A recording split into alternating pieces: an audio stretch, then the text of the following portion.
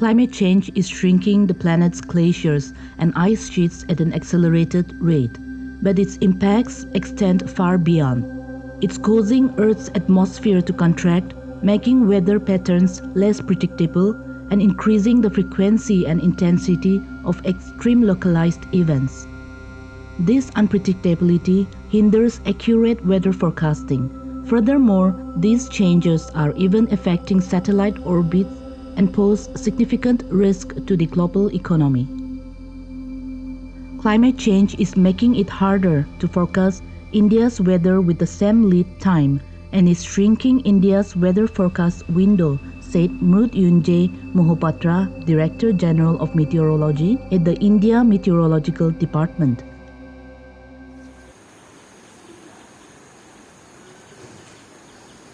The IMD forecasts heavy to very heavy rainfall, accompanied by thunderstorms, to continue lashing Nagaland until at least July 12th. Unprecedented, devastating rainfall has battered the state over the past 48 hours, claiming lives, crippling infrastructure, and triggering widespread flash floods. 3 fatalities have been reported as entire districts remain submerged under what the India Meteorological Department classifies as a large excess deluge. The sheer intensity of this rainfall is staggering. Let's break down the numbers that paint a terrifying picture.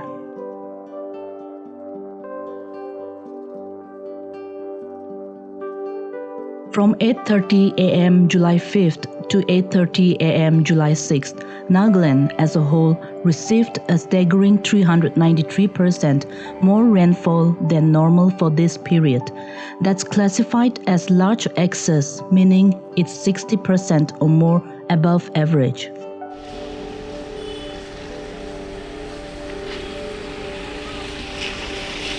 Where the state normally expects about 10.1 mm of rain, it was drenched with 49.8 mm in just 24 hours.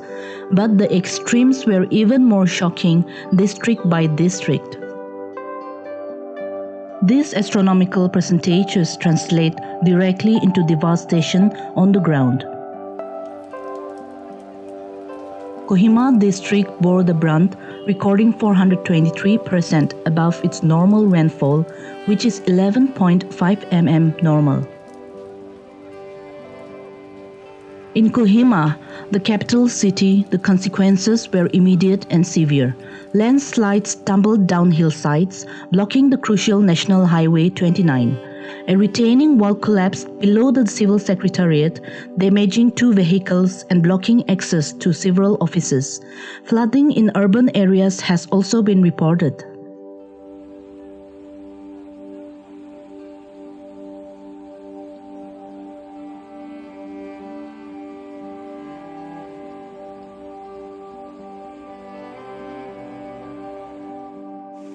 Mokokchung district also experienced excess rainfall of 371% above normal recording, 93.2 mm of actual rainfall against a normal range of 19.8 mm. Mokokchung district, receiving the heaviest downpour, saw significant damage to road infrastructure, including the vital Mokokchung to Mariani Road NH 702D. Flash floods surged through low-lying areas. Landslides in Janki village damaged the main road and disrupted the water pipeline. Another landslide occurred in Longkang village, further affecting rural transport and supply lines. In Longlang, a massive landslide on July 4th near Yongam village snapped the lifeline between Longlang and Mon districts. Deputy Commissioner W. Manpaipom, after assessing the damage, has urged citizens to avoid the route. Restoration efforts are underway, but no timeline is confirmed.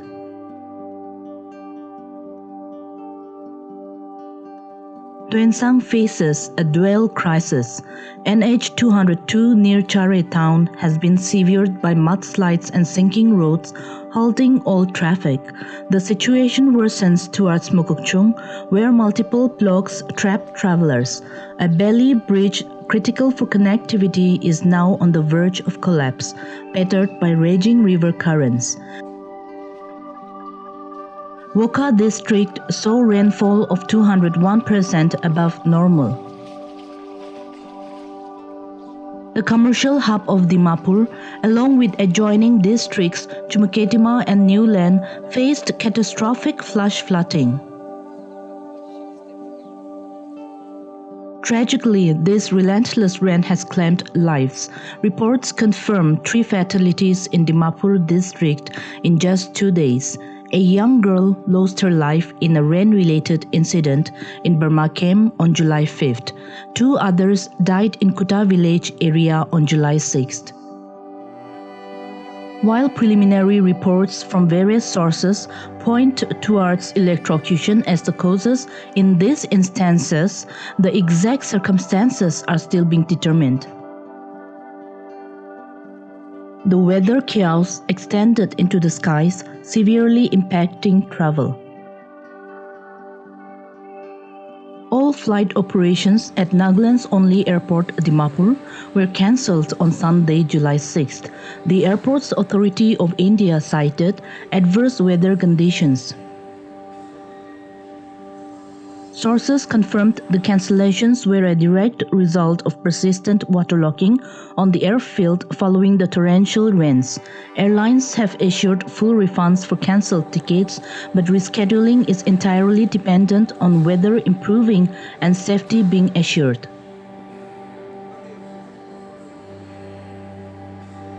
Beyond the tragic loss of life and infrastructure damage, the incessant rains have caused extensive damage to property, agricultural crops, and vital infrastructure across the affected regions. District Disaster Management Authorities, SDRF, and local administrations remain on high alert. Relief distribution, evacuation, and infrastructure assessments are ongoing across affected zones. Faced with official communication gaps, communities are banding together, but the challenges are immense. Rescue efforts are hampered by damaged roads and continuing bad weather. Access to some remote areas cut off by landslides remain difficult. Essential supplies are a growing concern in isolated communities.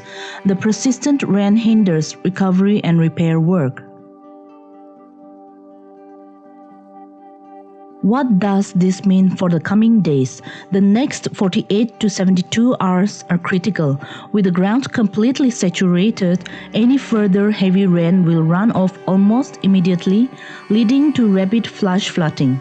Landslide risk remains extremely high on vulnerable slopes. River levels will need constant monitoring. Residents must heed warnings and avoid floodwaters and landslide-prone areas. The Nagaland State Disaster Management Authority has urged citizens to avoid vulnerable areas, stay updated with local advisories, and cooperate with emergency services.